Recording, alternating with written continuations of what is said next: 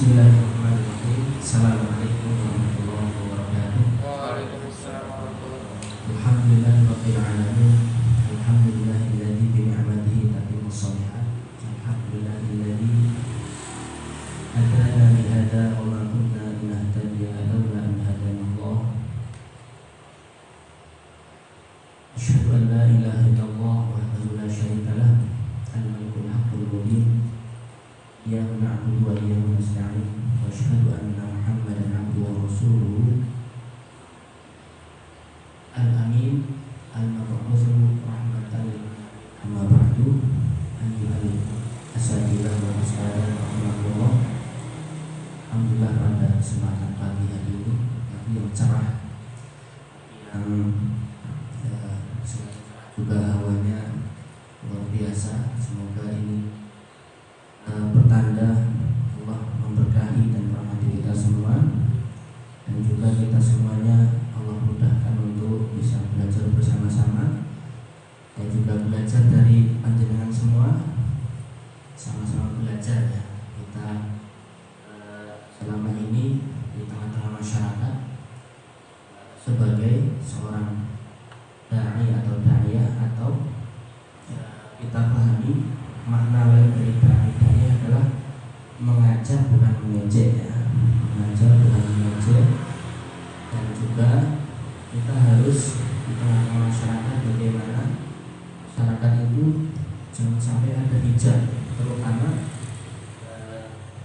yaitu santri-santri kita, jangan sampai mereka dengan kita ada hijab penghalang untuk tersampainya ilmu yang akan kita sampaikan pada mereka. Nah, beberapa hijab nanti akan kita bahas di sini di manajemen alakom, ataupun kita sebagai mu'alim atau mudaris-mudarisah, bagaimana seharusnya kita sebagai seorang pengajar dalam mengajarkan pada anak-anak apa yang kita akan sampaikan. Baik, kita akan mulai pertemuan ini atau pelatihan ini sama-sama dengan Al-Fatihah. A'udzubillahi minasyaitonir rajim. Bismillahirrahmanirrahim. Alhamdulillahirabbil alamin. Ar-rahmanir rahim. Maliki yaumiddin. Iyyaka na'budu wa iyyaka nasta'in.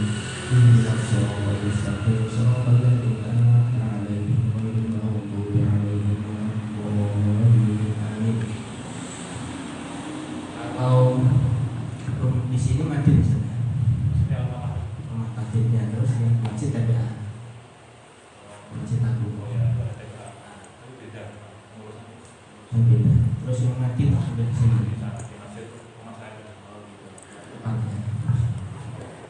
Madin putra siapa, putra TPA juga putra. Total semua yang rumah takdir 100-an. Lebih 60. Kemudian mati juga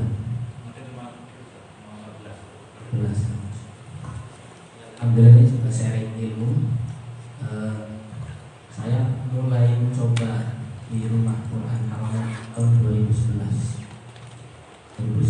merintis dari 15 anak rekrutmen melalui para wali santri. Wali santri yang kita kenal, kita santri, kita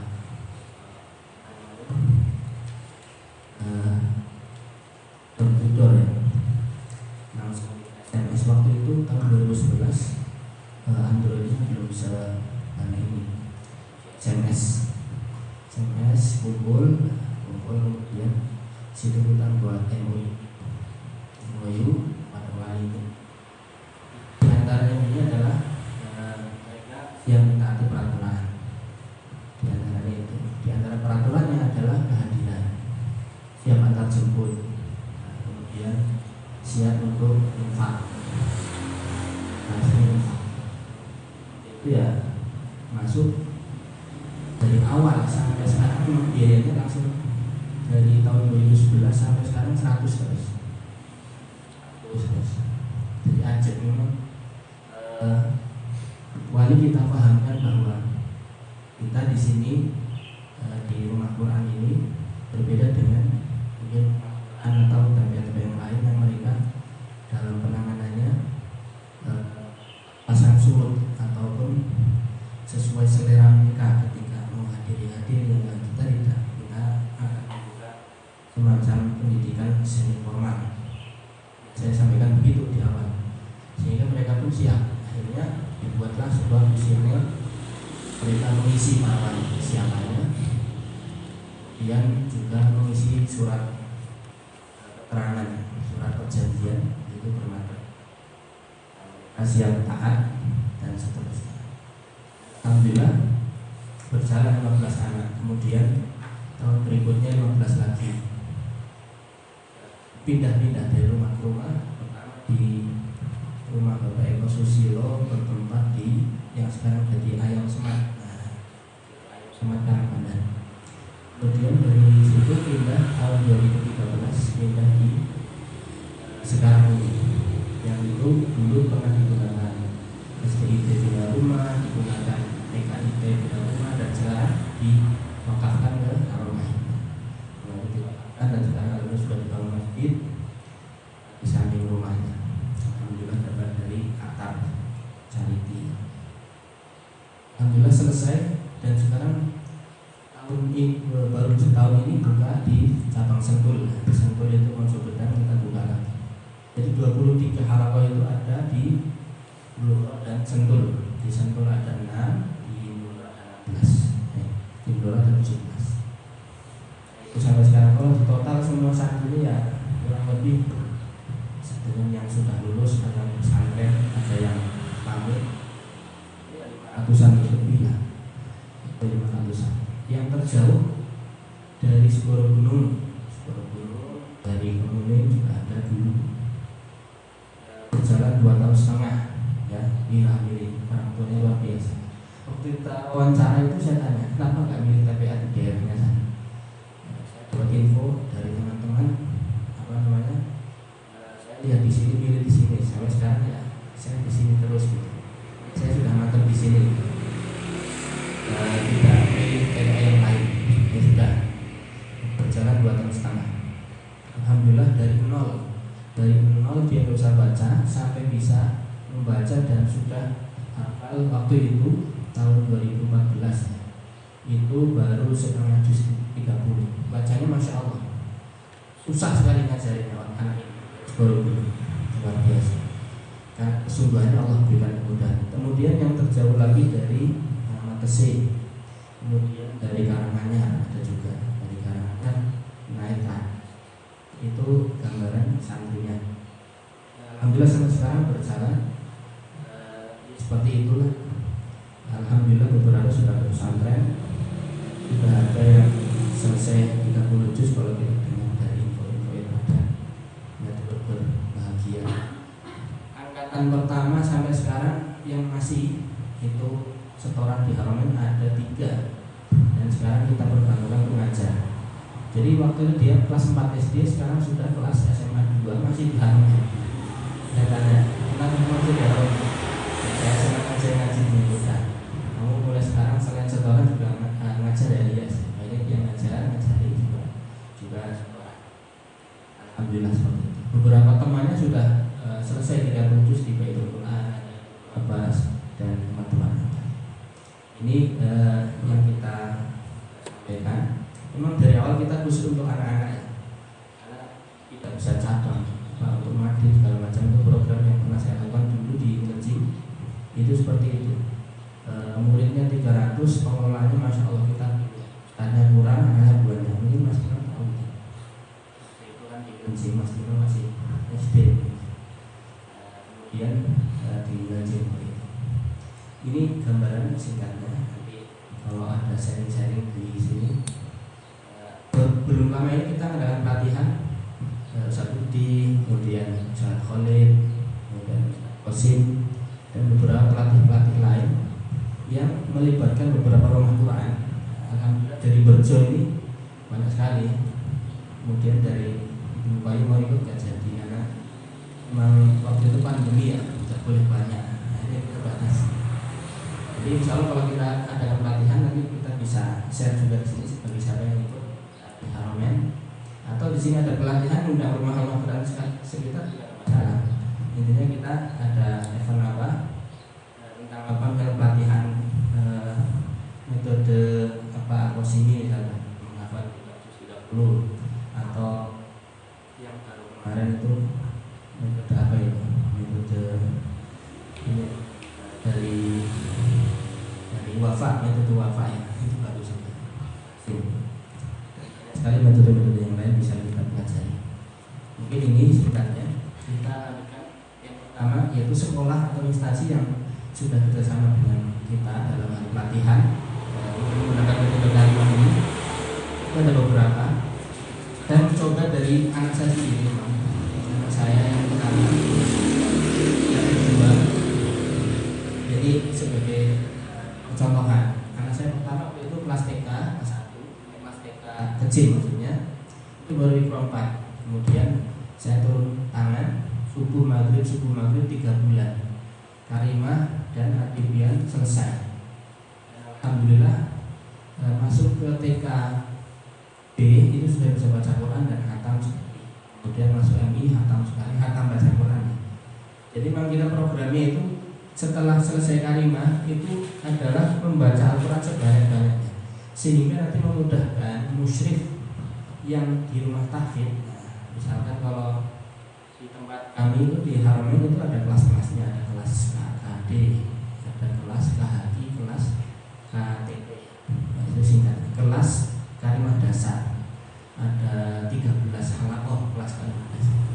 Nah kelas yang KHI ada 3, kemudian kelas KTT ada 6. Yang KTT-nya sudah siap setoran, artinya mereka cukup ditalkin lanjutan kemudian setoran terus seperti ini.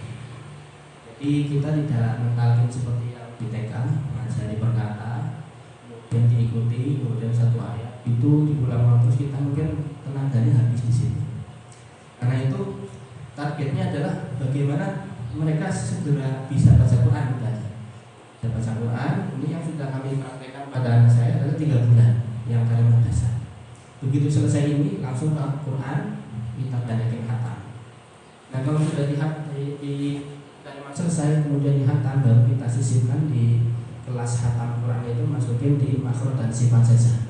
Muter terus makhraj sifat latihan tahsin terus makhraj dan sifatnya sampai mereka betul-betul melafalkan huruf-hurufnya dengan baik, baru kemudian masuk di hukum-hukum dan gharib itu di kelas tahsin.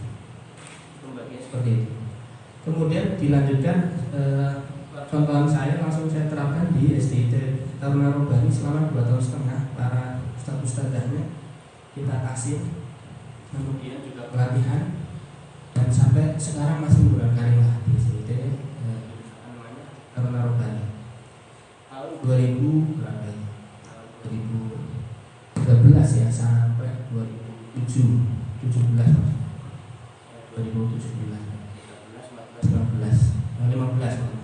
sampai 2 tahun setengah itu tasir dari kalimah dan sampai sekarang masih menggunakan dan metode kalimah.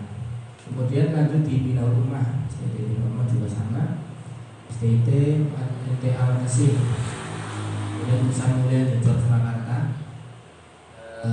Sekarang sudah berdiri SMP dan masih lanjut mereka menggunakan kalimah di SMP-nya yang tahsin, di STT-nya pakai yang dasar.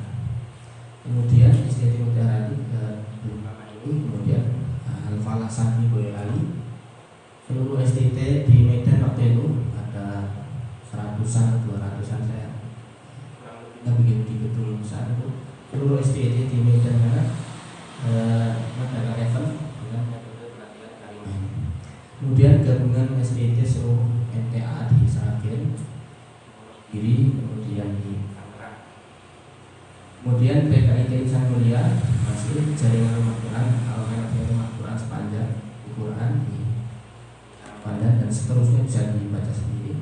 Intinya metode kalimah ini sudah meluas ya, artinya sedikit demi sedikit, perlahan demi perlahan mereka sudah merasakan manfaatnya.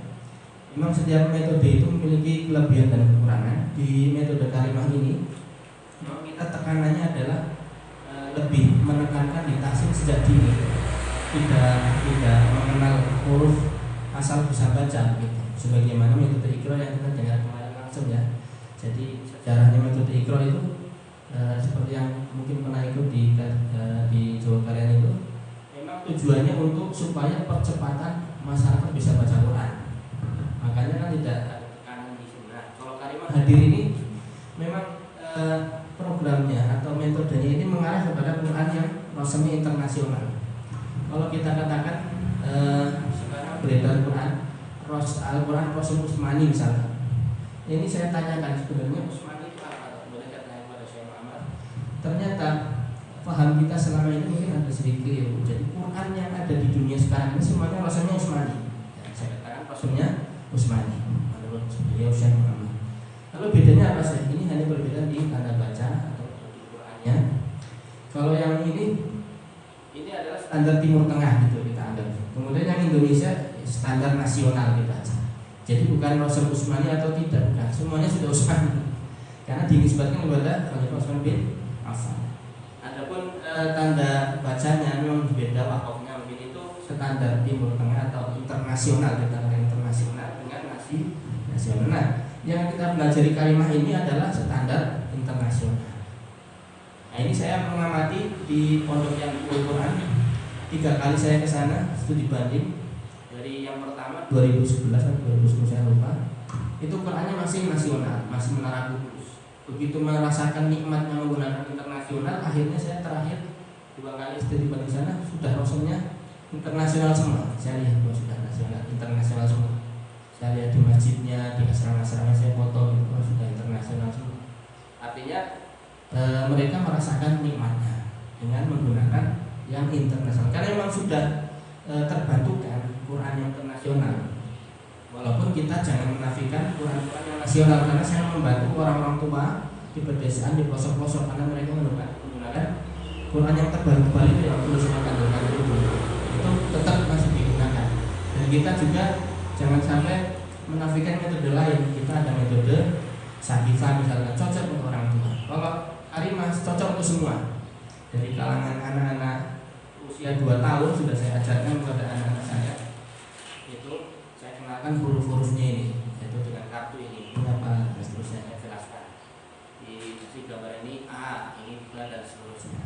Jadi ada gambar-gambarnya dikaitkan kepada materi. Jadi untuk semua kalangan, dari anak-anak sampai orang dewasa, itu kita menggunakan Karimah. Tapi ketika saya diminta untuk mengajarkan Sakifah, insya Allah bisa, karena insya Allah saya juga sudah mendapatkan izin juga dari Ustaz Umar Takim ya. Waktu itu awal tahun 2001 saya pelatihannya bersama beliau langsung. Ketika sebelum lulus diutus ke berbagai daerah, ada tasbih doa, di situ ada Ustaz Umar Takim, saya diajari yaitu Sakifah. Kemudian saya bawa Sakifah ke daerah-daerah itu, paling cocok juga karena ceritanya juga enak. Nama saya, kata bahasa atau masalah ada bahaya. Itu kalau ajarkan mudah sekali untuk ditangkap oleh orang tua. Tapi insya Allah Karimah juga lebih mudah lagi, karena masing-masing sekali lagi punya kelebihan dan kekurangan. Baik, sekarang kita lanjutkan masuk ke mukadimah. Kita sebagai seorang ustadz-ustadzah, musyrik-musyrikah, itu harus punya landasan atau sesuatu yang menjadikan kita kuat, dorongan apa yang kita akan selalu hadirkan pada diri kita dan juga anak-anak santri kita ini, supaya mau belajar dengan sungguh-sungguh. Harus punya landasan. Kalau tidak ada landasan, kita berani masih gantung, tidak ada tujuan. Maka penting sekali landasan. Yang pertama harus Nabi Sallam, khairukum man ta'allama al-Qur'an wa 'allama. Itu penting kita pahami, kita tadabburi. Kita ini orang baik selama apa?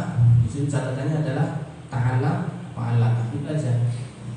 Selama kita mau belajar terus bagaimana caranya mengajari anak ini, anaknya yang super, anak yang sedang, anak yang luar biasa, itu kita pelajari. Kemudian kita menyampaikan Quran ya sesuai mereka, bagaimana cara memahaminya. Disitulah ilmu. Kita belajar dari anak-anak, kemudian kita juga dapat ilmu, kita ajarkan cara mengajar Quran. Dan jangan lupa setelah kita belajar langsung ilmu dari Allah secara langsung, atau kita mulai pelatihan ini, itu jangan lupa ajarkan juga kepada yang lain, agar supaya pahala terus mengalir bahasa kerennya adalah MLF ya, multi level fahala, itu harus terus mengalir ya. Wa 'allamahu, dan kita harus mengajarkan, jangan mengaji terus tapi tidak mau mengajar, ini nggak boleh. Karena khairukum di sini ada dua, ta'alam, alam. Jadi kalau kita hanya ta'alam terus setelah ini belajar tapi nggak dipraktekkan, tidak akan pernah menemukan ilmu-ilmu yang baru. Kalau saya melihat di Berjo itu, menurut saya ilmunya selalu bertambah. Kenapa? Begitu dapat, saya ada pelatihan di EDT, kemudian Pak Sanusi datang ke saya, boleh nggak datang ini, saya sebarkan, saya ajar. Silahkan, boleh. Sekarang dikembangkan sendiri sama beliau ya, kemudian buka lagi di Seragen segala macam ya, punya ilmu sendiri langsung dia dapatkan karena dikembangkan. Hadis Nabi SAW ini yang menjadi landasan kita. Kita harus pahami anak-anak ini yang sedang belajar di rumah takbir ini, mereka adalah anak-anak yang siap kita kader menjadi anak-anak yang akan melindungi kita di dunia dan akhirat. Sebagaimana hadis Nabi SAW, siapa yang belajar Quran sedangkan dia masih usia belia, belum balik, maka Allah akan campurkan darah dan dagingnya. Apa yang kita bayangkan kalau anak sudah tercampur darah dan dagingnya dengan Quran, maka insya Allah doa-doa mereka juga akan kita rasakan nikmatnya di dunia dan akhirat. Yang ketiga, Al-Muzammil ayat 4, waratil Qur'ana tartila. Mungkin kalau secara arti dengan sepakat bahwa dan bacalah Quran secara tartil, itu ya maknanya di Al-Quran terjemahannya. Jadi kalau kita lihat dulu, tartila di sini kedudukannya adalah maf'ul mutlaq. Artinya gini, dan tartilkanlah Al-Quran setartil-tartilnya. Setartilnya berarti kita ngajari harus pelan-pelan, tartil, tidak boleh cepat-cepat. Jadi kalau ada ustaz yang dilihat catatan mutabaahnya, lihat ini kemarin al-lahab, terus berikutnya lagi sudah naik an-nasa, tenanan orang, berikutnya lagi sudah al-kafir, cepat sekali. Padahal saya kemarin mengajari anak ini masuk susah banget. Nah ustazah ini langsung naik lagi, tak tes dulu. Ternyata cuma dinaik-naikkan aja. Ngajarinnya yang penting sesuai program aja gitu. Jadi kita punya standar masing-masing ustazah. Kalau belum layak jangan dinaikkan. Gitu. Jangan mudah menaikkan. Tartilah di sini kita ajari pelan-pelan. Ya, ngajar pelan. Walaupun makna di sini adalah kita ngajari Al-Quran tidak ada anjurannya mengajari Iqra, mengajari Karimah, nggak ada anjurannya. Ngajari Quran langsung di sini. Ini adalah wasilah aja. Ya, jadi belajar Quran maksudnya belajar langsung Quran di sini. Sumbernya sih. Kalau ini apa? Ini seperti ibaratnya kayak manasik haji gitu. Orang haji apa harus wajib manasik dulu? Enggak wajib. Asalkan dia belajar sudah langsung haji sendiri bisa. Tapi kan perlu ada manasik, latihan-latihan dulu sehingga ketika di manasik haji, ketika di Mekah sana tidak bingung. Nah sama, orang mau membaca Al-Quran, caranya gimana? Ya dibuat cara, ada cara Iqra, ada Karimah, ada ini. Ketika sudah ngerti, bacanya mudah. Nah ini masuk ke wajib. Belajar Karimah sunnah, ini sunnah semua sunnah. Nah tapi ketika baca Quran dengan tajwid itu wajib. Jadi jangan mudah menaikkan, ya, harus ada standar. Yang keempat, Al-Qiyamah 16. Laku hari bihi lisanakil ta'jal, ini sebuah anjuran untuk umum sebenarnya. Jangan sampai kita cepat-cepat baca Al-Quran supaya selesai gitu ya, terburu-buru ya. Ini perintah kepada Nabi juga kepada umatnya tentunya. Jangan menggerakkan lidahmu karena untuk terburu-buru tak jalan. Yang kelima, Al-Qiyamah 18, faidah warahmatullahi wabarakatuh. Ini juga dari agar supaya kita dari wajib kita mentalkin itu wajib. Sebagaimana Malaikat Jibril alaihissalam mentalkin Nabi Muhammad itu seperti itu. Qara'nahu tabi Qur'an. Qara'nahu terus. Iqra' ma'ana biqari', Iqra' ma'ana biqra' bismi rabbikal ladzi khalaq, Iqra' terus diajari sampai selesai dan Al-Qur'an sempurna. Sampaikan oleh Malaikat Jibril Nabi Muhammad mengajarkan pula kepada sahabat dan seterusnya sampai berikutnya sampai kita ini. Hadis Nabi yang terakhir yaitu di Quran Bulughul Arab aswatnya. Ini penting. Jadi jangan sampai kita membawa sanad selain sanad-sanad yang sudah ada. Ya sanad yang sudah ada apa ya? Misalkan qiraah asyrah, qiraah sapa. dan yang sudah kita kenal, yang kita awali dengan riwayat hafaz ya. Jangan sampai membawa sanad yang lain, misalnya sanad dari Jawa kita tidak tahu asal usulnya jadi misalnya, kan nggak ada sanadnya yang nyambung. Kemudian di orang-orang Jawa ini kita bisa merasakannya ketika ngajar orang tua. Kalau nggak pernah ngajar orang sepuh, orang yang susah baca Qurannya, itu kita nggak bisa berkata-kata. Nyata, saya pernah ngajari orang sudah sepuh itu, saya ngajari malah bentak orang tua. Bila dia tuh jane malah gitu saya. Ya udah, gimana? Saya tidak berani menggentak balik ya. Yang benar gimana? Ya ikuti saja kan. Masih muda dia sudah sepuh ya. Itu asli terasa. Ya. Lah iya pakai kata-kata lah iyo. Nah, sudah kalau pakai lah iyo berarti kan dia sudah naik suaranya lah iyo gimana? Akhirnya saya bilang itu dulu sampai berkali-kali ngaji saya beriin lagi, akhirnya naik nadanya sudah setelah itu saya nggak berani lagi karena nanti jangan sampai Quran jadi hijab untuk masuk ke diri. Karena ada yang asli di sebuah daerah dan orang Pandan ada imam ya, ada imam bapak-bapak, dia seorang guru ya, guru SMA ya, juga imam dan juga tokoh ngimami ya, ngimami pas baca baca atin kali duha yang fakadis itu panjang.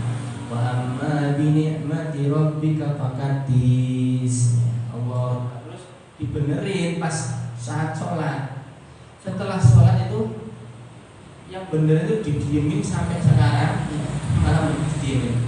Sebenarnya didiemin ya. Terus habis itu nyari teman-teman supaya membenci yang membenerin tadi sampai harus diusir dari desanya. Ini aslinya kok sampai kayak gitu toh ya. Jadi ini asli karena dia seorang tokoh ya. Seorang guru lagi ya. Guru itu tidak boleh diajari menurut saya. Saya ini guru, jangan diajari. Guru jangan itu berarti kan ada hiburan imam. Nah, kemudian kalau di depan kita memang baik, tapi kalau di belakang itu karena kita tahunya dari orang manusia dilihat SMS masa kita ada terjadi lihat di masa kita harus hati-hati. Lanjut masuk berikutnya sukses KPM Al-Quran. Nah ada beberapa yang harus kita penuhi diantaranya supaya KPM ini sukses. Satu, minimal kalau di sini kan pengajarnya insya Allah sudah standar lah, insya Allah. Secara riwayat minimal pernah dapat sanad tahsin yang sahih, maksudnya dapat Al-Fatihah lah minimal, Al-Fatihah atau juz 30 kalau yang non pesantren ya. Kalau dari pesantren insya Allah sudah tidak ada masalah, mereka tahapannya sudah mencari sanad. Ustaz Mustafa ini mencari karena sudah selesai. Kalau yang belum, ini tugas para musyrifah untuk menjadikan mereka ini seperti antum, mengajari mereka. Ini tata bahasa Arab yang baik. Hubungannya apa bahasa Arab ya sekalian hubungannya dengan wakaf ya. Wakaf tidak bahaya nanti kalau ada orang baca Quran suaranya bagus, tajwidnya bagus, tapi wakafnya enggak peraturan jadi masalah. Yang berikutnya secara metodologi cara itu kita harus memahami yaitu Rosem Al-Usmani atau Rosem internasional ya. Ada bacanya ilmu tajwid yang ilmu tajwid. Baik, apa toh pentingnya kita mencari sanad? Ini sanad menurut Abdullah bin Mubarak mengatakan al-isnadun badim walau la isnad laqala man syaa masya itu jangan sampai terjadi di tengah-tengah kita. Paling kita itu menurut sama yang sudah dapat sanad, yang buat bacaan yang baru. Karena sanad itu penting. Karena apa? Kalau orang tanpa sanad maka dia akan berkata sesukanya. Yang berikutnya mampu memahami wakaf dan ibtidah. Kita harus tahu di mana harus wakaf, di mana harus mulai. Hubungannya apa? Hubungannya wakaf adalah jangan sampai masuk wakaf kopi. Kopi itu bisa merubah makna atau maknanya jadi racun. Nah itu. Kemudian iktidaknya juga jangan, tidak memulainya itu jangan salah juga, nanti ada contoh-contoh. Imam Ali radhiyallahu anhu berkata, tartil adalah mentajwidil huruf dan mengenal di mana harus waqaf. Jadi itu menurut Imam Ali, Ali bin Abi Thalib. Menurut Imam Jazari, kita sudah hafal semua yang dari pesantren, bapak dan tajwidika yang huruf lalu dan ma'rifatul huruf. Jadi belum cukup kita ini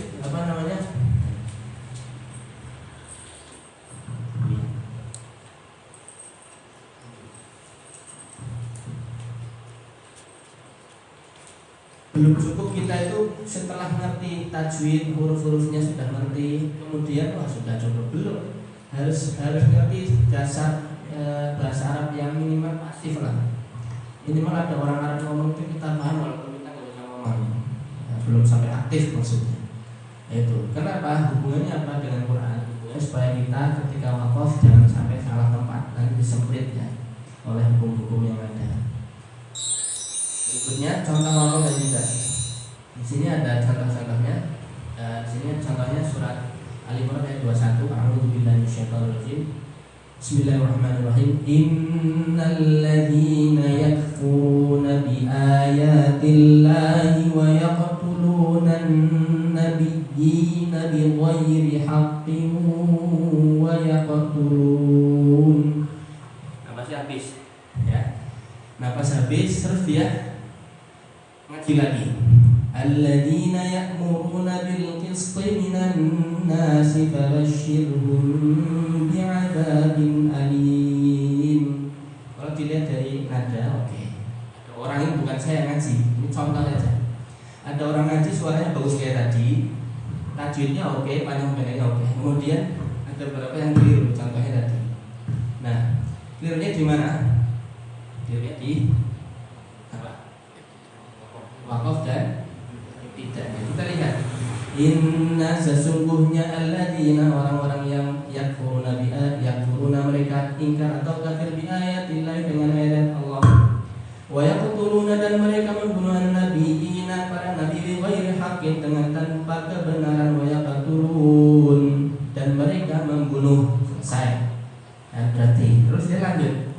Alladzina orang-orang yang ya'muruna mereka menyuruh bil qisti untuk berbuat adil minan nasi dari manusia, fabashirhum maka sampaikan kabar gembira kepada mereka bi'adzabin alim dengan adab yang sangat pedih dan menyakitkan. Ini kalau kita lihat maknanya bahaya. Jadi orang-orang yang menyuruh berbuat adil malah dapat adab. Kalau secara makna harusnya bagaimana? Wa yaqtuluna alladzina ya'muruna bil qisti minan nasi fabashshirhum bi'adzabin alim. Kan aman. Ada sambungannya. Yang diadab siapa? Kalau lihat dari atas, siapa? Satu, orang-orang yang kafir dengan Allah, membunuh para nabi, membunuh orang-orang yang berbuat adil, ini yang dapat adab karena dia salah berhenti, memulainya salah semua ya. Jadi menjadi wakaf kopi. Kalau paling tidak, kalau berhenti wakafnya pas kopi, kita ubah kopi menjadi asal yang turun tadi. Kalau nafasnya masih keluar, diselesaikan saja kalau bagus. Nah kan? Innal ladzina yakfuruna bi ayatillahi wa yaqtuluna an-nabiyyina bighairi haqqin wa yaqtulun. Berhenti situ karena apa? Enggak kuat nafasnya.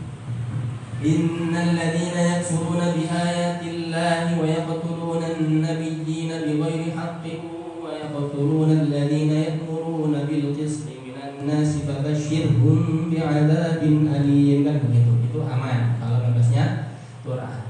Permasalahannya nafas ini beda-beda manusia. Ada yang nafasnya cekak, ada yang nafasnya turah ya. Landung itu panjang. Nafasnya landung, ada yang pendek-pendek. Ada juga yang nafasnya lebih parah, yaitu saya punya murid kalau saya ingat putranya saya gitu ya, itu waktu di EG masya Allah ini sudah kelihatan penontonnya serak-serak becek gitu ya, berat sekali. Napas sedikit aja udah langsung habis kan.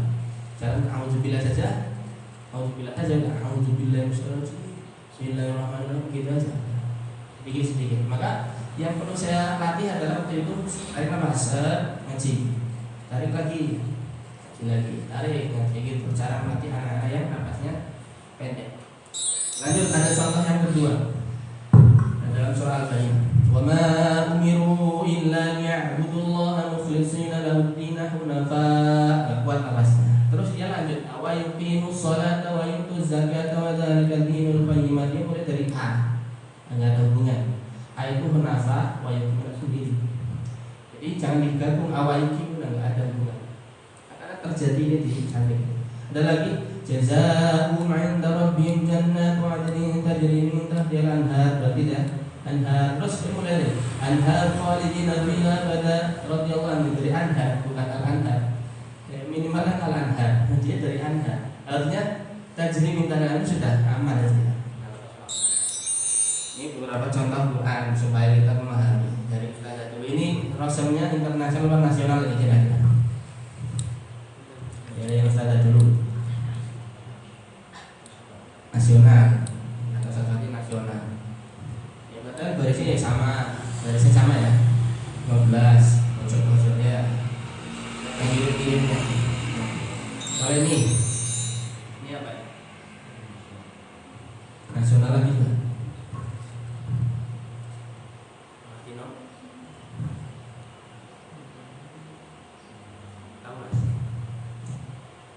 Ada yang tahu ini nasional apa? Internasional apa nasional? Nasional. Yang mana? Semua. Jadi yang coklat. Yang coklat apa yang apa ini? Biru. Coklat internasional. Yang biru nasional. Kalau ini di tengah masyarakat kita ada. Ini apa nih? Nasional. Ya, nasional yang coklat ini. Tapi yang hitam ini internasional. Kalau kita menggunakan kata internasional adalah luar negeri. Ini luar negeri, tapi Pakistan kan? Kayak Indonesia ya. Yang hitam ini Pakistan. Nah, tapi mirip ternyata sama yang Indonesia. Tapi ya Qurannya Pakistan. Ini karena Pakistan internasional bukan ya. Maksud internasional adalah percetakan Timur Tengah lah. Maksudnya di Pakistan belum ya, Timur Tengah ya. Lanjut berikutnya, mudah membaca Quran. Jadi gini, kalau kita sudah memahami tadi landasannya sudah, kemudian syarat-syarat KPM sudah kita pahami, kita punya target ya. Insya Allah mudah baca Quran. Nah, orang yang mudah baca Quran insya Allah bacanya tartil, kemudian menghafal jadi mudah. Jadi standar kita harus dimiliki dulu. Kita ngajari mau apa dulu, mau hafalannya dulu yang duanya, kemudian dia belum bisa baca Quran, atau kita supaya dia bisa baca Quran dulu baru dia menghafal, atau beriringan menghafal iya, kemudian diajari juga iya. Nah, masing-masing punya kerumitan sendiri-sendiri. Jadi jangan dianggap ini gampang, ini lebih mudah, ini enggak ya. Jadi masing-masing punya titik kerumitan sendiri. Nah, beberapa ada yang lebih cenderung kasih hafalan yang talqin terus, tapi begitu suruh baca tidak bisa. Dia hafalannya banyak tapi suruh baca masih kacau, panjang pendek. Ini terjadi. Padahal kalau kita targetnya lulus dari rumah Quran atau lulus dari Madin, misalkan pesantren, kita sudah menjembatani. Nah, jembatannya pesantren apa? Dia bisa baca Quran dengan baik, mandiri, sehingga ketika masuk tes di pondok-pondok yang dia pilih, insya Allah mudahkan. Karena yang terjadi begitu ya, hafalannya banyak, begitu masuk pesantren malah yang hafalan banyak gak terima, bacanya masih kacau. Ada juga yang sebaliknya, ya bacanya bagus tapi hafalannya 1 juz. Ini antara diterima dan tidak. Tapi kalau hafalannya di atas 1 juz kan lumayan, bacaan bagus dan diterima. Pertimbangan ini yang kita dapatkan di beberapa pesantren. Jadi kalau saya pribadi lebih kita utamakan membaca, karena membaca adalah modal, jendela ilmu, jendela pintu dunia dan akhirat itu membaca. Sehingga begitu dia sudah membaca, maka dia akan bisa mandiri, kemudian bisa mandiri lah membaca. Jadi Quran ada bacaan-bacaan apa suruh baca dan seterusnya. Masuk ke metode pengajaran Al-Quran dan tajwid. Nah, kita sebagai seorang alim, sifat-sifatnya harus kita pahami. Secara kepribadian, kita harus suka menolong, berusaha mendapatkan cinta murid. Jangan sampai ada hijab kepada kita dan murid. Nanti sepintar apapun kita, sepanjang apapun gelar kita, tapi kalau tidak bisa, tapi kalau di situ ada hijab, maka kita tidak bisa menyampaikan ilmu apa yang kita sampaikan pada santri kita. Maka harus sering mendapatkan cinta murid, cinta, suka menolong, kemudian memiliki semangat ya, optimis dan kreatif, penampilan yang rapi ya. Umumnya ustadz itu gimana? Bajunya bagus, celananya bagus, berpeci, ya udah ikuti saja. Nanti ini akan dikenal, disimpan oleh anak-anak santri itu. Itu ustadzku, dia bagus, dan nanti pesan-pesannya akan disimpan oleh anak-anak itu. Sehingga kalau ketemu itu rasanya rindu, ustadz, jadi jalan ustadz dan gitu. Itu karena dia ada rasa senang kalau Pak diajar itu. Ketemu di mana pun senang. Nah kalau sudah gitu, enak sekali kita ngajar itu cepat. Lemah lembut, walaupun kita masing-masing ada kadang suka marah, itu wajar ya. Jangan suka bercanda secara berlebihan ya, menyenangkan dan sering ramah. Kemudian secara keilmuan, menguasai materi, memiliki pengalaman dalam mengajar Al-Quran, TPA mungkin ya, ini saya kira sudah ada semua pengalaman. Kinerjanya baik, rajin, banyak membaca. Cara manajemen, memiliki tanggung jawab yang tinggi dan dalam mana-mana, matang dalam manajemen, waktu yang cukup. Misalkan di sini pertemuannya sepekan 4 kali, 3 kali, 1 hari, 1 pertemuannya 1,5 jam, 1 jam, pas ya. Saya ada dari tahun 2011 sampai 2019 itu 1,5 jam, tapi ini saya tambah. Jadi masuknya 2:30, pulangnya jam 5, 8 jam, 2,5 jam. Ada sholat asarnya, ada segala macam.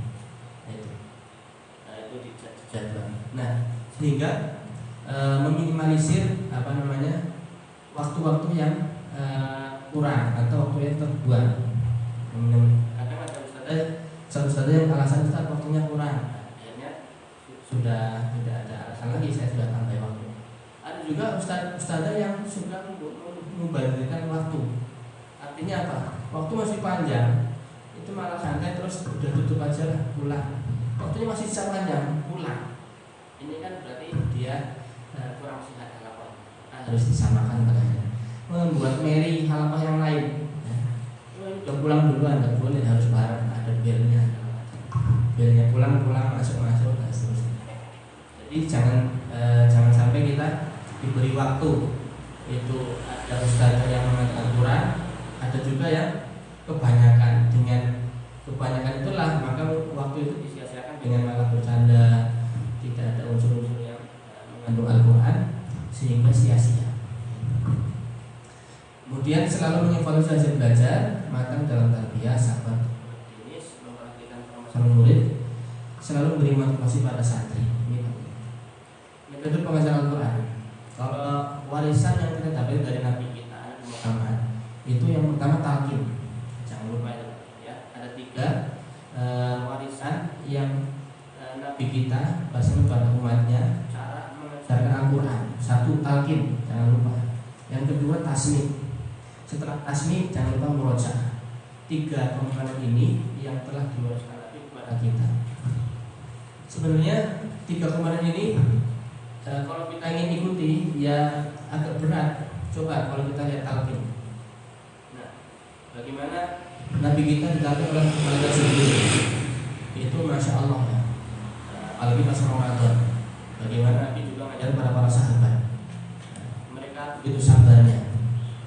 Kasih ayat, kemudian dihafalkan, diamalkan. Kalau kita sekarang pengennya segera selesai, setelah itu terserah mau diamalkan atau tidak. Ini kan tidak sesuai apa yang diajarkan Nabi. Jauh, nomor 1 sudah jauh. Kemudian tasbih, ya, bagaimana para sahabat tasbih? Mereka kadang masya Allah ya, sampai berlama-lama, kalau kita hanya sedikit saja, masih jauh ya. Kemudian murojaah, bagaimana para sahabat dan Nabi kita murojaah, jauh juga. Waktu sholat, bagaimana Nabi sholat sampai pikirannya sudah selesai surah Al-Baqarah, masih nambah Al-Imran, pikirannya sudah selesai, masih nambah Al-Nisa dan seterusnya. Jadi ini murojaah Nabi, masih jauh juga. Tetapi paling tidak kita ngambil sedikit dari apa yang diwariskan Nabi, yaitu talqin, tasbih, murojaah. Untuk kita tahu ada anak-anak kita, jangan sampai anak-anak itu menghafal dengan sendiri yang tidak ada arahannya, bahaya.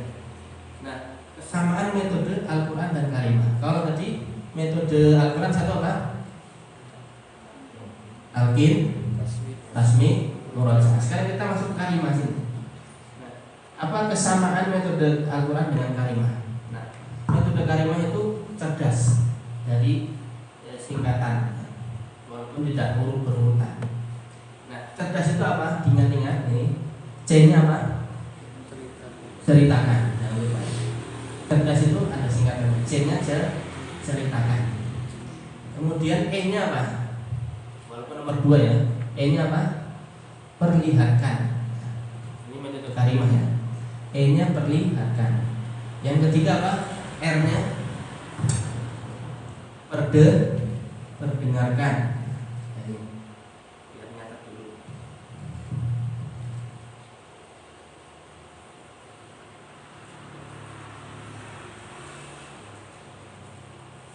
Nah, berikutnya 4, D-nya dengarkan. D-nya dengarkan. Yang kelima, A-nya apa? Perhatian. Walaupun nggak urus ya, nggak urus, tapi kita buat supaya nyambung dengan warisan Nabi SAW. Yang terakhir 6, S-nya semangat.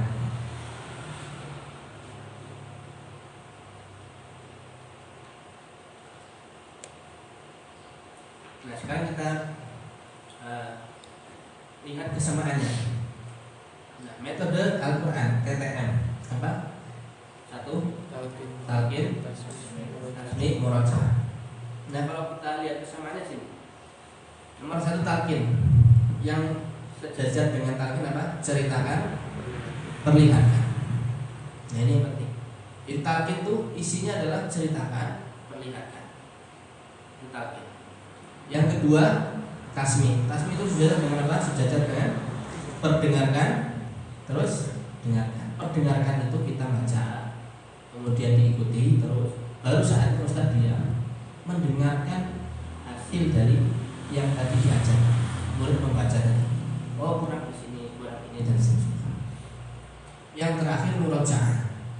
Murojaah ini kesamanya adalah perhatian dan semangat. Apa toh?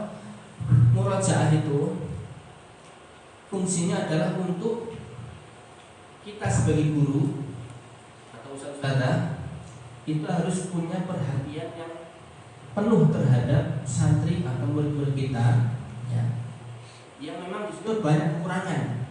Kalau kita masuk ke kalimah, bisa jadi kita sudah mentalkin, sudah mentasmi, tetapi hasilnya anak-anak masih belum paham juga, masih susah mengucapkan huruf-huruf. Akhirnya kita sebagai musik-muslimah di situ menjadi PR, yaitu perhatian. Yang sudah terjadi di tengah-tengah masyarakat, para ustaz-ustazah, biasanya begitu anak sudah sampai Iqra 3 misalnya, Iqra 4, Iqra 5, ternyata ketika disuruh membaca masih jauh. Yang mana kalau diturunkan itu mungkin Iqra jilid 2 pantasnya, atau Iqra jilid 3.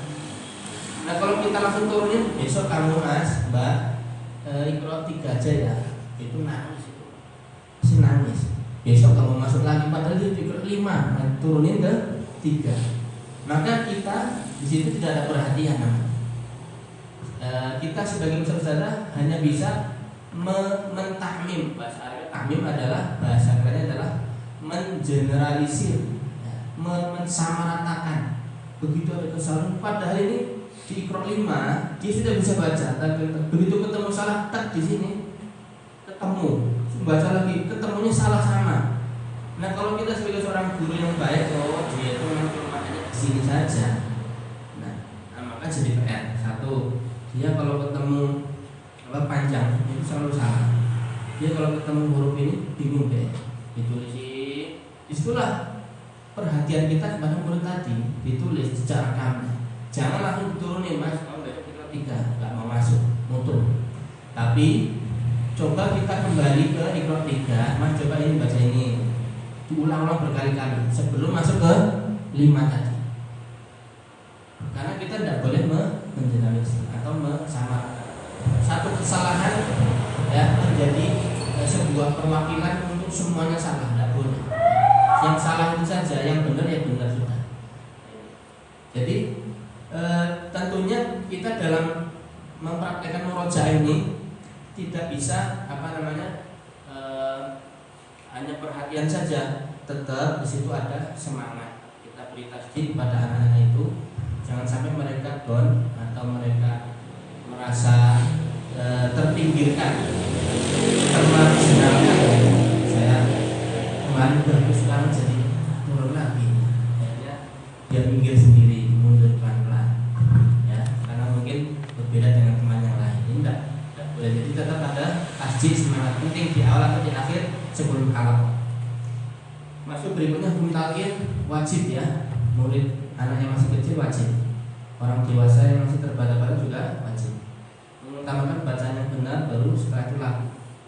Pentingnya talqin, begitu salah Nabi, menambah kepercayaan santri, ya, menghilangkan batas antara santri dengan ustaz, membiasakan bacaan yang benar.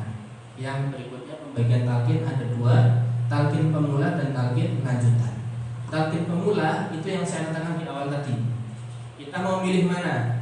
Ya, selamanya anak ditalqin terus, atau kita punya target pula dia harus bisa membaca supaya talqinnya segera pindah ke talqin lanjutan. Talqin pemula itu biasa kita gunakan ke anak-anak TK, anak-anak usia-usia praktekan sudah bisa TK, kemudian habis itu SD kelas 1, SD kelas 1 ya, masa-masa transisi ini dari TK ke SD itu wajib ditalqin. Kemudian kapan saatnya talqin lanjutan dimulai? Ketika dia sudah bisa baca Quran. Ini yang sudah saya perhatikan pada anak saya. Begitu dia kelas 1, maka talqinnya adalah sudah lanjutan. Anak saya maju nomor 1 itu maju. Coba baca Mas dari sini sampai sini. Baca terus saya mundurin yang salah-salah. Ini coba diulangi. Terus di-scan namanya, screening dulu. Dan Mas, kamu bacanya sudah bagus, tapi hati-hati yang ini jangan salah. Dia baca sendiri, saya banyak sudah apa setorkan lagi.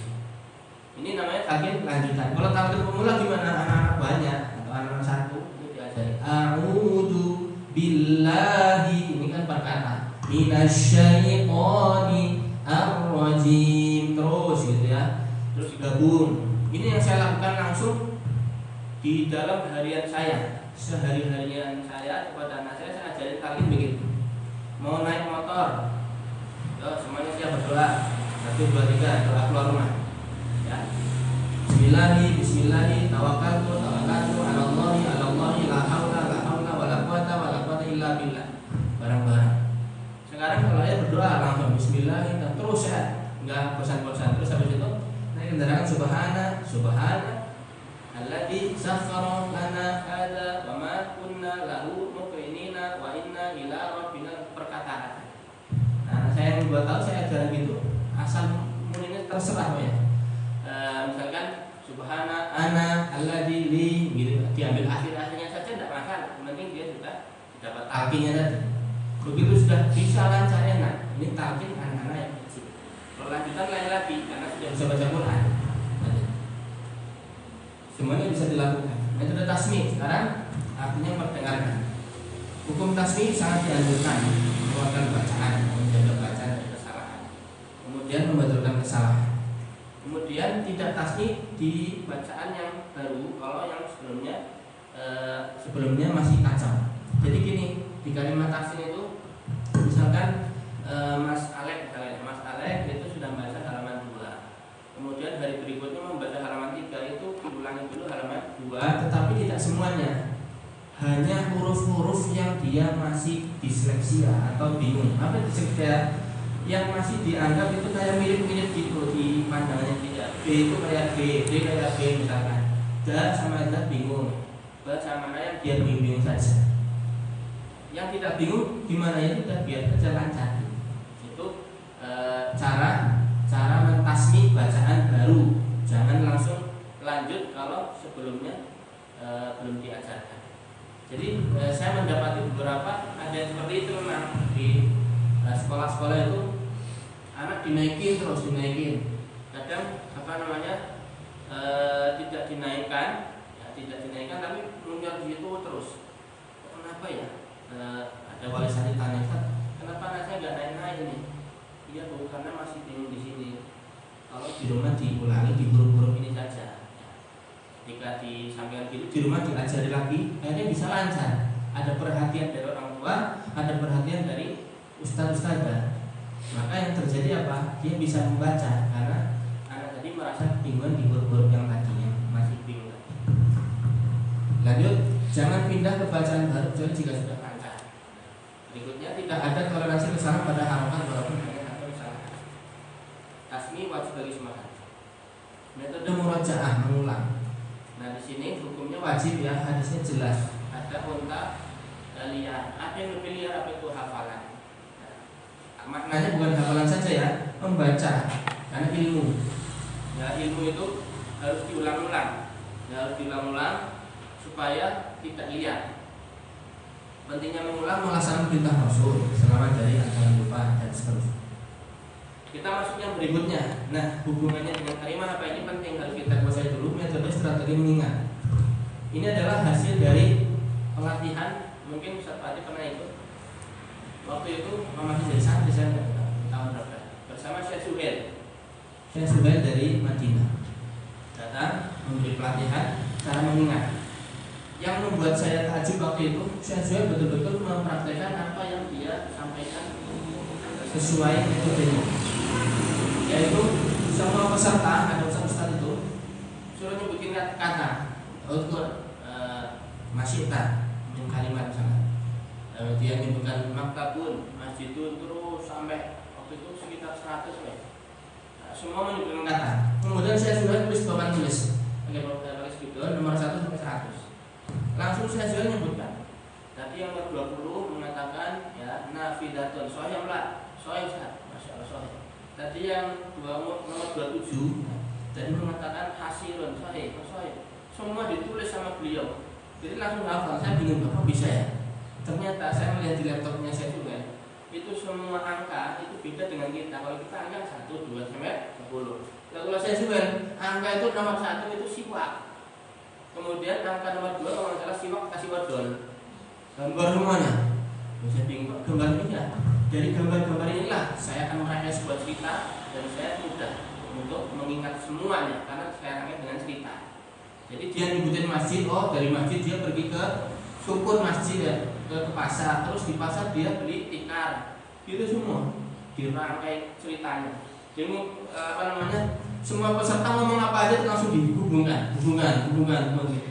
Jadi semua hafal, nomor apapun hafal ya. Saya sudah gitu ya. Dan itu butuh pelatihan lama, tidak saya.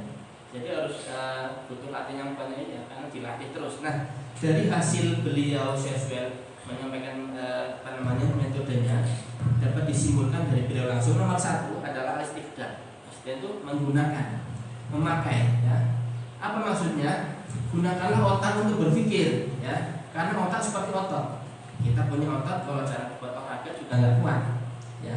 Badannya gembur, tapi kalau sering olahraga ototnya kuat, jadi mantap ya.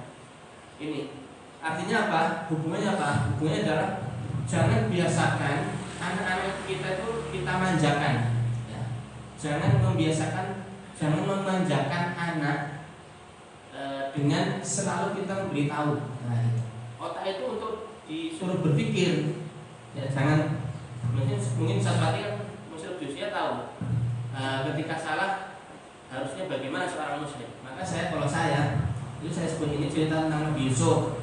Kalian awalnya Hamzah. Ini artinya sesungguhnya. Oh ya inna langsung gitu. Nah, saya misalkan misalkan seperti ini saya gali supaya dia tidak manja, mau berpikir. Nah, misalnya gitu. Ini contoh saja.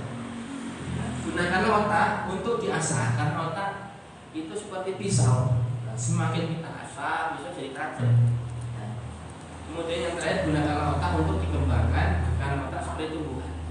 Dikembangkan terus, dikembangkan. Jadi kalau pernah mendengar penelitian, nah, ini di juga saya dapat ini. Jadi antara perbedaan otaknya Albert Einstein dengan otak-otak manusia pada umumnya, bedanya apa? Telah diteliti sama, ya, besarnya sama, otaknya sama, maksudnya ukurannya sama lah, secara umum manusia. Lalu bedanya apa? Bedanya di sini. Bedanya adalah di sel-selnya. Sel-selnya Albert Einstein itu sudah semua nyambung, ruwet. Maksudnya ruwet tuh kayak kalau kita lihat tanaman pinggir, tanaman hias, pagar itu ada benalu kuning itu. Nah, itu sudah sambung semua itu. Kita kalau mau meneliti ini, kok bisa hidup? Dia hidup dari mana? Oh, nyambung. Oh, dari sini. Sini nyambungnya kemana? Oh, ternyata kayak bawah misalkan. Kayak Jipang itu bisa buahnya itu dari mana sumbernya? Kita cari, satu sana, satu sana lagi. Sumber-sumbernya itu kita ketahui. Nah, dari situ bisa mencabang kemana-mana karena apa? Karena saling sambung menyambung. Terus dikembangkan otak. Yang kedua yaitu asyura. Ini yang menjadikan siswa itu mudah mengingat, yaitu asyura. Kaitkan gambar dengan materi atau materi dengan gambar. Ya, maka penting. Kaitkanlah sesuatu apapun dengan gambar karena gambar sangat menguatkan ingatan. Maka Karimah hadir dengan gambar-gambar ini. Kemudian yang berikutnya al-ijabiyah positive thinking. Artinya kita mengaitkan gambar boleh, tapi ada aturannya, harus positif tinggi, harus tanamkan sisi positif dalam otak, jangan yang jelek-jelek. Ya, mungkin kita sudah tahu semua ada kesamaan anak yang biasa melihat, mendengar sesuatu yang naudzubillah min dzalik, ya, Pak Arno dan yang tidak baik, yang pas, itu disamakan dengan orang yang kepalanya habis terjadi kecelakaan, terjadi benturan, dengar otak itu sama yang kondisinya, bahkan lebih parah orang yang sudah banyak dicekoki hal-hal yang buruk tadi. Itu menurut psikolog sahabat. Itu seperti itu, saking parahnya. Berikanlah suatu dengan label atau suatu kata yang baik, karena orang yang baik akan tumbuh dan bagaimana hal yang baik. Yang terakhir, yang keempat, arju sungguh-sungguh. Bersungguh-sungguh dalam mengingat akan dapat menentukan hasil. Oleh karenanya, ingatan yang sementara maka hasilnya sementara. Ingatan yang sedang, hasilnya pun sedang. Ingatan yang dalam, hasilnya pun dalam dan kuat. Artinya gini, kalau kita biasa memberikan sesuatu hanya sudah, berikan sudah, itu tidak akan membekas. Tapi kita berusaha untuk memberikan sesuatu itu membekas. Nah, caranya banyak. Di Karimah ini dengan gambar-gambar tadi, ataupun dengan kita berikan perhatian yang penuh kepada anak-anak yang selama ini masih dirasa bingung terus, sampai kita memberikannya sampai tidak bingung, itu sudah menjadi satu kesungguhan yang akan disimpan oleh anak sampai dia dewasa. Misalkan ini yang terjadi pada anak saya lagi, nomor 2. Setiap membaca Karimah contoh itu ketemu huruf H, ya, ketemu huruf H, dia pasti mandek. Kenapa kamu mandek kalau ketemu H? Saya bilang, ini loh, sama-sama yang ini, sama yang ini. Karena H di sini ada banyak modelnya, ya. H itu ada yang seperti ini, H ada yang ini, ada yang ini, kemudian ada yang ini, ada yang ini, ini H, semuanya. Nah, ketemu kayak gini bingung lagi, yang ini bingung. Ini sama dengan yang ini. Maka kadangnya emosi juga anaknya, namanya orang ajar. Terus saya ingat, nanti kalau emosi malah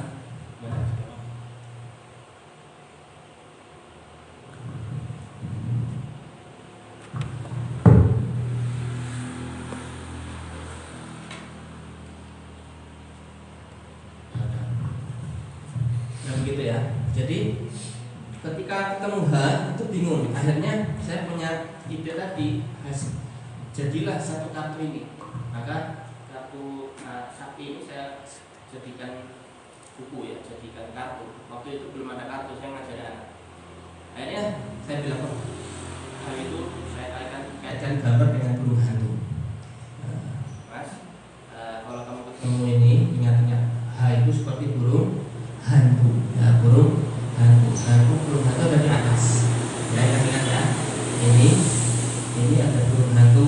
Ini sama burung hantu. Ini burung hantu, burung hantu, hantu semua. Nah, baca mandek. Saya cuma gini tuh langsung ingat hantu. Ingat burung H. Dia ingat H. Ngaji lagi terus mandek lagi. Gini lagi, bisa lagi, gini lagi, ketemu H lagi. Ternyata udah bisa H sendiri. Saya coba gini. Yang kedua huruf so. Yang so sama do.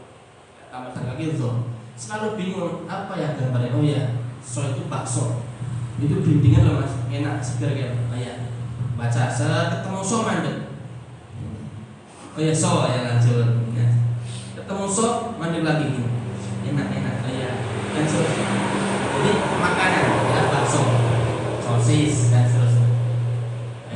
Maka di situ sampai sekarang alhamdulillah tidak bingung. So, kemudian burung hantu H, do itu juga tidak bingung.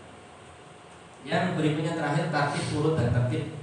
Biasakan otak untuk mengingat secara urut dan tertib, karena akan menghasilkan ingatan yang terterapi dan tertib. Kemarin saya mendengar perumpamaan sesuatu diingat dengan tertib itu nanti hasil tertib akan memudahkan kita untuk mencari. Seperti halnya satu jarum, begitu kita mau gunakan jatuh, dan jatuhnya bukan di tanah, jatuhnya di jerami. Kita tahu jerami yang ruwet, mana jarumnya di mumet ya. Begitu ketemu cocok, sakit banget ya. Itu ibaratnya ilmu yang lama kita tinggalkan, begitu cari-cari lama nggak dapat senang banget dan rasanya gila sekali. Tapi beda jarum itu kalau ditaruh tempatnya warnanya kuning misalnya. Kemudian warna kuning tadi dimasukkan tempat lagi, jatuh dimanapun itu gampang dicari. Cirinya itu ketemu langsung. Walaupun di barang-barang yang sama mungkin cari-cari langsung ketemu karena sudah ada cirinya. Maka folder-foldernya harus kita kasih ciri. Terus 30 ciri, dan misalkan di kalimat ini huruf-huruf tadi dengan analog-analog tadi, kasih burung hantu ini sebuah pemberian folder supaya mudah diingat. Baik, kita masuk ke berikutnya, manajemen kelompok. Misalkan jumlah muslim 10, jumlah santri 100. Nah, ini yang terjadi kalau di lapangan itu ada halaqah karimah dasar itu 50 santri, ustadznya 5. Tadi ini 11 ya, satu ustadz. Halaqah khatam Quran 30 santri, ustadznya 3. Halaqah tahfidz dan tahsin itu 20, ustadznya 100. Penerapan kalimah di lembaga pendidikan atau tidak?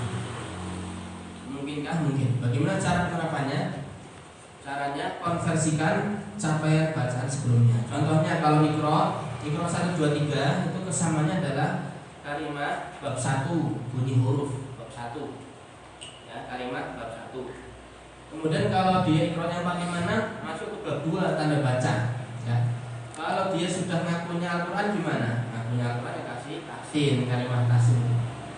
Tapi kan ini berdasarkan cek dulu, harus dicek dulu, dilihat benar nggak pengakuannya. Jangan-jangan cuma pengakuannya sendiri supaya tidak dikatakan Iqra 1 dia nggak mau, kalau Iqra 1 terus bosan.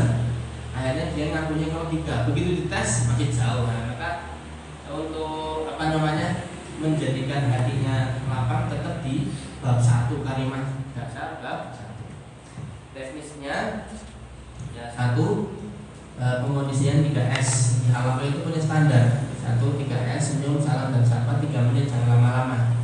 Mukadimah 2 menit, motivasi itu di awal bisa, di akhir bisa.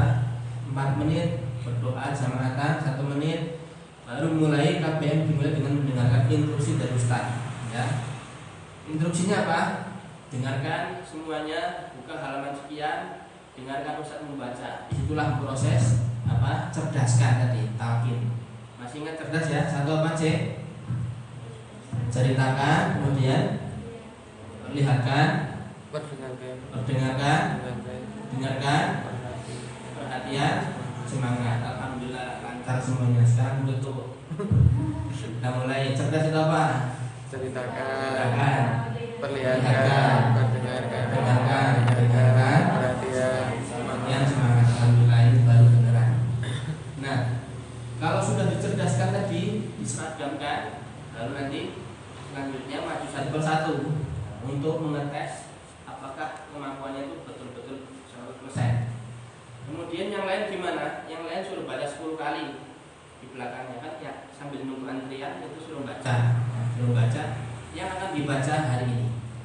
Kemudian jika terjadi kesalahan langsung diberi pengertian. Ini informasi tempat duduk ini kenangan saya waktu saya mengingat halaqah saya jumlahnya sekitar 12. 1, 2, 3, 4, 5 banyak 13. Itu saya urutkan dengan yang paling tinggi. Jadi di kiri saya ini adalah hafalan yang tinggi yang bacanya bagus. Terus berikutnya sampai ketemu di kanan saya adalah yang paling lemah. Kenapa? Karena yang paling pintar itu kalau biasanya kalau sudah selesai tugas akan mengganggu, menggoda teman-temannya yang belum selesai. Dia akan ngobrol, akan macam-macam. Yang lemah karena lambat harus selalu di samping saya. Karena apa? Saya harus banyak perhatian padanya. Nah, dia lemah. Mungkin yang lemah ada 3. Jadi itu cara memetakan untuk pribadi saya supaya mudah diingat. Ini yang paling bagus. Bisa jadi yang di kanan saya ini bisa langsung pindah ke kiri karena dia sudah melejit. Nah, bisa jadi begitu ya. Ada tertib murid larangannya berbuat gaduh juga boleh ramai. Keluar halaqah tanpa izin itu sudah maklum ya. Membersihkan halaqah ketika halaqah. Biasanya kalau kita ini sudah tanamkan, biasanya akan menurut kepada santri mengulang dalam arti belajar dengan semangat. Karena tempatnya masih kotor, sembarangan, tidak suka tertib. Nah, maka dibiasakan tertib, membersihkan itu sebelum belajar, membawa meja satu standar, kasih jadwal, diajari adab-adabnya. Karena anak-anak kalau orang dewasa beda, orang dewasa ngerti. Nah ini kalau sama ustadz harus diberikan minuman, harus diberikan snack. Kalau anak-anak kecil harus diajari dulu, anak kecil tak bisa. Kemudian karakter guru datang pada waktu absen kehadiran wajib mentalkin santri memberi keterangan tanda tangan pada mutaba'ah. Koordinasi penting. Ini mungkinnya Ustaz Fatih ya. Ketika anak hadir itu harus koordinasi kewalahan di sini nanti ya. Ustaz izin, anaknya sama siapa ya? Sama saya. Nah ini mengakhiri kajian terlalu menambah HP. Baik, kita masuk ke pedoman pengajaran yang perlu diketahui dari kalimat dasar. 1. Kalau lihat di buku ini daftar isi itu ada 2 bab. 1, bab pertama huruf dan bunyinya. Huruf dan bunyinya ini ada 4 kunci. Nah setiap kunci ini itu tidak boleh naik ke kunci 2, 3, dan 4 kalau belum lulus ya. Kemudian bab 2 itu tanda baca. Masuk berikutnya target bab 1 dilihat sudah. Targetnya apa? Benar dan lancar membaca huruf ceria. Kemudian kunci-kuncinya itu ada huruf-huruf ceria. Target kelulusan bab 2 apa itu? Mampu membaca seluruh tanda baca. Itu harus diingat targetnya. Masuk tingkatan kelas dan perangkat belajar. Halaqah kalimah dasar yang dia masih kalimah dasar itu perangkatnya kalimah dasar, kalimah kitabah untuk menebalkan itu ada. Kemudian kelas khatam Quran perangkatnya apa? 1 Al-Quran standar internasional, kalimah tasin tapi fokus di makhraj dan huruf saja. Bab 1 terus sampai dia hafal sifat-sifatnya, sampai makhrajnya tempatnya apa. Kemudian kalimah kitabah, kelas tahsin tahfidz apa? Perangkatnya Al-Quran standar internasional, kalimah tahfidz tapi sudah masuk hukum dan gharib. Kemudian kalimah kitabah. Ini harus dibawa setiap kali KPM. Tidak boleh ada yang ketinggalan di rumah. Intonasi. Nah, ini bacaan kalimat dasar kita awali dengan tahsin ini. Nah, tahsin ini biasakan tahsin huruf ini sudah sistematik. Artinya sesuai matan jazari. Jadi huruf-huruf hijaiyahnya mulai dari halki, kemudian huruf lidah dan huruf bibir. Ini sudah urut. Tidak a batas bukan, tapi a ha a ha wa kha, kemudian ko ka saya bola naro ya. Kemudian to data zo data so jasa fa bama, itu urutan makhrajul huruf di mata jas. Sudah urut. Ingat, cerdaskan dulu sebelum KBM itu cerdas. Prinsip KBM itu kalimat satu, ceritakan, perlihatkan, perdengarkan, dengarkan, perhatikan, semangat. Bab 1, semua dibaca pendek dan berharokat a atau a. Kemudian syarat kelulusan tiap kunci pada bab 1 apa? Mampu membaca huruf dengan benar dan lancar. Benar warna kuning, lancar warna hijau. Kalau sudah hijau boleh lanjut. Kalau masih kuning jangan. Nah, siapa yang menentukan kuning dan hijau? Nih, ya, yang menentukan adalah QC. Apa itu QC? Kalau QC bahasa kerennya adalah kalau di pesantren kalimat namanya muskil jusnya. QC itu kepanjangan dari quality control. Siapa yang boleh menaikkan, siapa yang boleh tidak boleh lanjut, siapa yang masih tetap. Itu yang menentukan, yang mau menang adalah yang QC. QC ini siapa? Silakan tentukan. Jadi semua musyrik boleh ngajarin kalimat, tapi harus melalui pintu kelulusan satu ustaz atau satu ustazah. Kalau ustazah ini, ustaz ini, kamu boleh naik ke sini mas, tapi syaratnya ini loh, kamu harus usia sama ustazah itu. Karena kamu boleh naik itu syarat dulu. Dites sama Ustaz Fatih. Belum mas ya. Nanti tolong bilang ustazah ini kamu suruh ulangin ya apa ya. Terus diulangi sama musyiriknya. Di rumah juga diulangi. Lalu kembali ke Ustaz Fatih lagi lancar. Baru boleh masuk ke kunci 2, 3 dan 4. Nah, itu yang saya lakukan di Armen saya sendiri. Semua yang mau naik kelas, naik kunci harus saya dulu. Tahapan membaca, ya, ini pakai istirahat nggak sih? Istirahat 5 menit. Ya, minum ya, tahapan membaca, caranya ikuti ketukan. Ya, ketukan itu ada 3. 1 di bawah standar, 2 standar, 3 di atas standar. Maksudnya kita ini sebagai seorang guru akan mengajarkan kalimat, akan mengajarkan apapun, itu kita punya santri 3 model. 1 di bawah standar, ada yang lemah lambat, ada yang sedang, ada yang rata-ratanya di atas rata-rata. Maka jangan disamaratakan ya. Jadi kalau kita menyimak, kita ngajari anak-anak yang di bawah standar itu harus pelan, jedanya itu harus beda. Ya, misalkan ini apa mas? A, bagus ini, la, ya bagus ini, a. Coba dibaca cepat. Ala a. Coba dibaca Ustaz. Ala a, ala a. Terus yang cepat.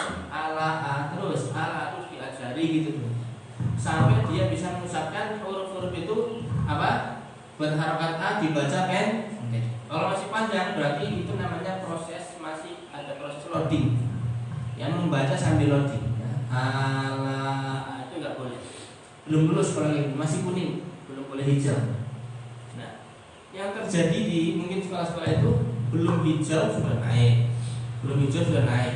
Kemudian nanti kalau sudah masuk ke bab 2 di tanda baca, kewalahan nanti. Ya, dia mikirnya banyak. Selain mikir huruf juga mikir tanda baca. Harusnya di bab 1 fokus saja di huruf. Pokoknya dibolak-balik, pokoknya ini yang terjadi. Saya melihat tuh ketika saya ngajar di sebuah TPA yaitu di Karanganyar dan juga pernah juga di Mojokedang, itu saya ngajar, ayo kita baca bersama-sama huruf-huruf ini 1, 2, 3 a, ba, ta, apa sampai ya. Coba dibalik ya, kemudian sampai a apa. Coba ini mas, ini bacanya apa? Diam.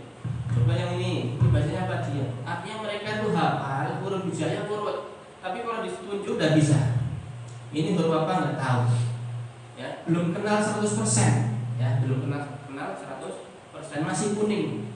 Sebenarnya kita PR-nya itu mudah, asalkan 28 huruf ini sudah 100% dia bisa tahu, lancar mengucapkan. Itu baca Quran insya Allah lancar. Mudah sekali kita ingatkan walaupun ada perbedaan sambungan-sambungan di kata-kata tadi. Nah, maka yang terpenting kita kenalkan dulu huruf-huruf hijaiyah ini sampai 100%. Ya, jangan sampai akan menyulitkan nanti di bab 2. Nah, ini kita masuk berikutnya. Kunci 1. Kunci 1 itu hurufnya 7. Setiap kunci ada 7 gigi. Ada apa? 7 gigi. Ini ada kunci. Nah, ini kunci. Nah, giginya ini. Gigi ini saja kita grindel gitu ya. Itu 1, itu tidak bisa buka. Coba saja. Punya kunci apapun, ada giginya tuh di grindel gitu sampai halus. Nah, terus baru buka, nggak bisa. Coba saja, karena kuncinya di situ. Nah, ini kunci ada giginya. Nah, gigi-gigi inilah yang harus dikuasai. Alabana tayasa ini giginya. Kuncinya yaitu semua. Ya, ada 7 huruf tadi. Nah, kunci ini harus dikuasai ya. Sampai 100% baru boleh ke kunci 2. Nah, kenapa? Pertanyaan kan muncul. Kenapa kuncinya ini tidak urut seperti metode lain, ada alif, ba, ta, sa, sin dan seterusnya. Kenapa kita hadirkan dengan yang berbeda? Karena hadir di tengah-tengah masyarakat dengan yang berbeda. Karena apa? Di tengah-tengah masyarakat pengalaman mengatakan kalau anak-anak ataupun siswa belajar itu secara umum mengucapkan huruf hijaiyah bisa. Begitu ditunjuk tidak bisa. Ini huruf apa tidak bisa? Karena masih bingung, belum kenal 100%. Maka kita sandingkan A dengan La. Kenapa A dengan La? Karena ada yang membaca La itu A. Apa? Ada yang membaca La itu A. Karena sama-sama tegas. Apalagi La yang disambung. Nah, padahal La itu tidak ada hamzahnya. La tidak ada hamzahnya. Maka kita sandingkan. Ba dengan Na. Kenapa ba dengan Na disandingkan? Karena sering bingung ba dengan Na. Yaitu titik di bawah dan titik yang di atas. Kemudian ta dengan ya, apa? Kenapa disandingkan? Karena titik 2 yang berbeda, satu di atas, satu di bawah. Kemudian terakhir sa itu juga sebagai penutup bahwa sa itu adalah ta yang dikasih titik 1 lagi, kemudian namanya sa. Baik, kalau untuk anak TK bagaimana cara mengenalkan analognya? Kalau di sini kan analognya ada ya kalimat itu. Halaman sebelum bab 1 huruf dan bunyinya. Sebelum halaman 1 itu ada analog. Nah, di sini apa namanya? Kita kenalkan A. Jadi A itu seperti kita gambar sini. Kita cerdaskan yang apa? A itu, anak-anak coba perhatikan anak-anak, ini A. A itu, ini saya sedang menggambar apa ini? Menggambar apa ini? Mata. Gambar apa ini? Angsa. Nah, angsa, ikuti angsa. Nah, ini sedang mentalkin, sedang cerdaskan. Ikuti bersama-sama angsa. Suaranya mana? Angsa. Angsa. Ini kita ngajari anak TK loh ya, bukan ngajari anak kelas 2. Kalau anak kelas 2 ya cerita singkat saja. Kelas 3. Kalau anak TK kelas 1 itu harus banyak cerita. Ya. Apalagi harus bertemu dengan teman-teman ini, kita harus banyak cerita. Ini angsa. Angsa itu seperti hamzah. Nah, seperti hamzah. Hamzah ini dibaca A. Ikuti Ustaz. A. Angsa. Angsa. A. Angsa. Angsa. A. Itu kita kenalkan. Ya, si gambar itu. Ini namanya A, ya, angsa. Ikuti bersama-sama A. Kemudian Ustaz ini akan menggambar ini. Ini angka berapa ini? Dan ini angka berapa? Angka 4. Nah, angka 4 ini Ustaz miringin. Miringkan. Nah, miringkan sini. Ini jadi A lagi. Jadi A itu seperti angka 4 miring atau seperti kepala angsa. Ingat kepala angsa ya, dibaca A. Kepala angsa seperti A, dibaca apa? A. Kemudian masuk ke berikutnya yaitu huruf la. Huruf la itu seperti kail apa? Nah, ini ya, supaya menyingkat waktu langsung saja. Jadi kail itu mancing. Siapa yang suka mancing? Maka akan muncul semua saya suka mancing. Ini kail. Ini kail. Seperti kail. Seperti la. Dibaca la. Nanti. Kail. Ya. Kail. seperti la. Nah, kemudian ada juga gajah. Gajah punya apa? Belalai, belalai. Nah, masuk ke la. Kemudian la itu seperti L. Seperti apa ini? L. Kalau dibalik jadi la. Ini apa? L dibalik jadi la. Ini analog ini bisa membantu untuk anak-anak ketika bingung. Berikutnya yaitu huruf apa ini? Na. Na itu seperti bola dulu ya. Nah dulu, dulu. Ba itu seperti bola di bawah. Bola di mana? Di bawah. Kalau bolanya di bawah, bawah ini dibaca ba, ikuti ba. Bolanya di bawah dibaca ba. Bolanya naik dibaca na. Ulang lagi, bolanya di bawah apa? Ba. Bolanya naik na. Bolanya di bawah ba. Naik dibaca na. Kemudian ta. Ta seperti dua bola mata. Seperti dua bola mata. Tempatnya di mana? Atas, ya, di atas. Ingat-ingat dua bola mata di atas. Ada nggak dua bola mata di bawah? Ada dua bola mata kaki. Tapi itu bukan itu. Ini dua bola mata ini saja ya. Dua bola mata di atas, bukan di bawah. Kemudian ini ya itu seperti ayam. Seperti apa? Ayam. Ini ya. Gambar ayamnya, kemudian seperti apa? Nah, ayamnya ini punya telur. Telurnya berapa? Telurnya 2. Telurnya 2 dibaca apa? Iya, jangan lupa ya. Ya, ayam. Nah, ayam punya telur 2 dibaca iya. Tapi jangan lupa kalau telurnya hilang tetap dibaca apa? Dibaca iya, ya, karena ayam juga ada yang enggak bertelur, tapi dia tetap ayam, bukan sapi. Nah, gitu. Ini ayam. Berikutnya sa. Sa itu seperti orang sakit. Berapa? Orang sakit. Tempatnya di mana orang sakit? Ikuti sa. Nih, sa seperti orang sakit. Tempatnya di rumah sakit, di atas kasur, disuntik sama kasihan teka diinfus. Nah, ini kan langsung masuk boy. Itu seperti orang sakit. Ingat-ingat tak. Selesai. Ini kunci 1. Berikutnya cara mentalkin ini gimana? Baik, kita perhatikan di sini. Setiap yang garisnya 2 itu wajib dicerdaskan. Ya, wajib dicerdaskan. Dan setelah itu langsung masuk ke bab 2. Karena ini hanya 4 kenalan dan cara mengajarkan. Nah, cara mencerdaskannya tadi sudah diceritakan, perlihatkan, ini sudah toh. Kemudian masuk ke perdengarkan dan dengarkan. Saatnya memperdengarkan. Siap, dibaca, ikuti bersama-sama. A.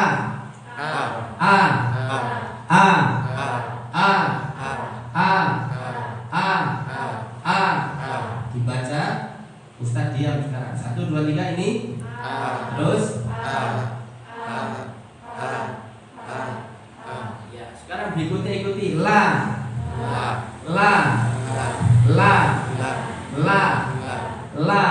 Yuk dibaca ulang 1, 2, 3. La. Ini dibaca. Sekarang ikuti lagi la. Disambung sekarang, lihat ini. Yang saya tunjuk ini 1, 2, 3 ini la. Sekarang yang miring a. Coba dibaca. Ulangi. Dari sini 1, 2, 3.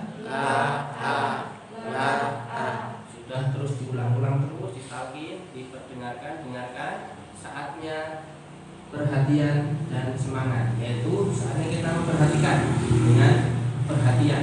Coba ini dibaca 1, 2, 3. Tadi ada yang di bawah standar, ada yang standar, ada yang di atas rata-rata. Kita anggap semuanya ini adalah murid-murid yang lemah. Ya, dibaca, jedahnya jangan cepat-cepat. 1, 2, 3 mulai. Ini apa ini? Nah, terus kalau ini tadi apa? Nah, ini ada yang bilang A juga karena sama-sama dekat.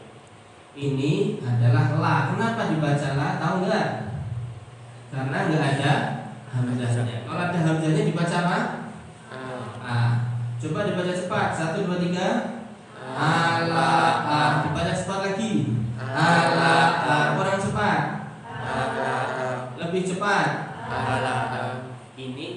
tidak kenyataan, karena semua sudah bisa ngaji, pasti akan mendapati yang nyata, yaitu masih dipanjangkan. Maka ada santri membaca ala itu tidak boleh diusin, harus diikuti. Coba itu Ustaz ini. La ulangi, la terus diulangi, la terus sampai lancar, tidak boleh tidak boleh.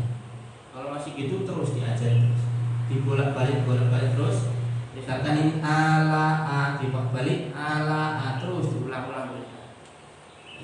Kemudian kalau yang di standar, ya standar, maka langsung satu kolom langsung dibaca. Siap, 1, 2, 3, 1 ketukan, tek, ala kemudian lanjut ala terus la berikutnya la terus la begitu. Itu kalau yang standar. Kalau yang di atas standar ketukannya lebih cepat. Contoh ala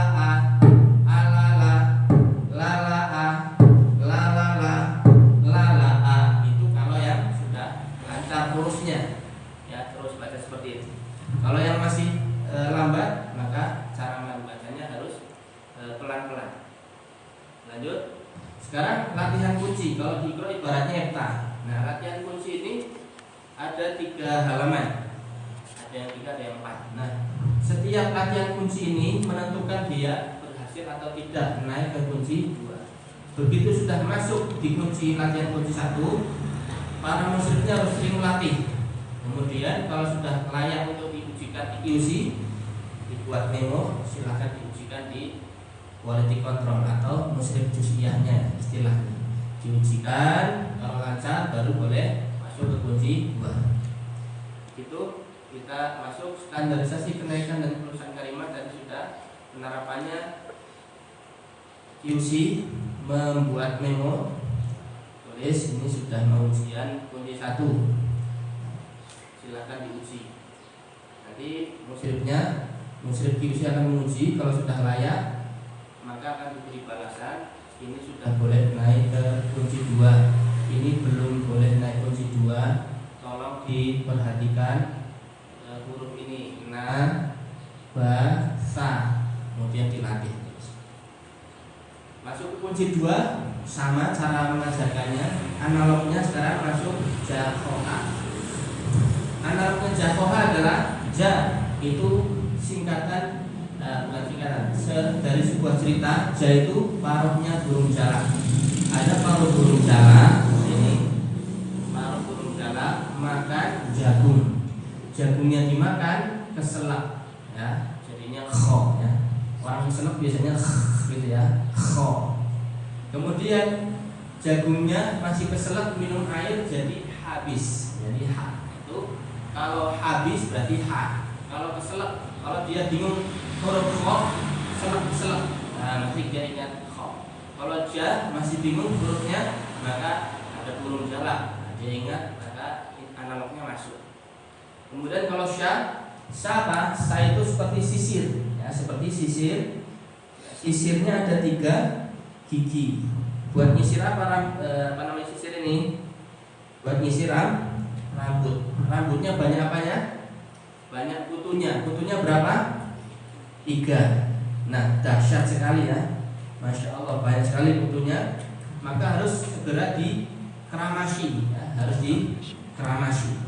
Dikeramas pakai sampo, nah, dikeramasi, disalon, kemudian selesai dikeramasi masih ada kutunya, maka terpaksa mau tidak mau tetap harus membayar. Bayarnya berapa? 1.000, 100, syakat. Nah itu lalu syakat. Ingat-ingat analognya, berusia dikeramasi, ya, dimana di salon harus bayar berapa? 1.000, 100 syakat. Ini tahapan-tahapan analog supaya anak mudah mengingat hurufnya. Kemudian keluar dari salon masih lapar, makan apa? Bakso. Masih lapar makan donat atau makan donat. Cara mengajarkannya sama kayak tadi. Nah, kemudian latihan kunci dan seterusnya. Latihan kunci masuk kunci 3. Hurufnya ada 7 lagi. Yang pertama A.